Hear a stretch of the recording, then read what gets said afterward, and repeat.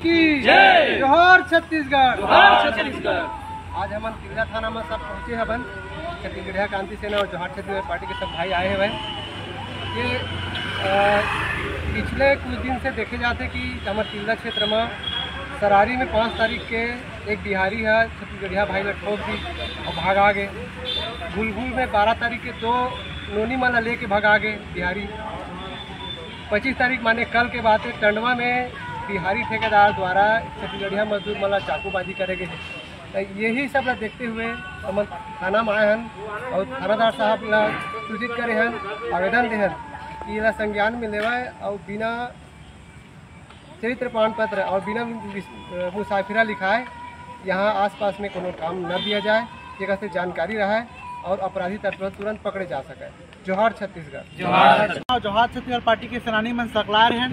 SDM साहब ला ज्ञापन दे हैं, बोला संज्ञान मिलने पर ये चीज़ पर बोले हैं कि तिल्दा नहीं तिल्दा पूरा छत्तीसगढ़ में अपराध बहुत ज़्यादा बढ़ा थे।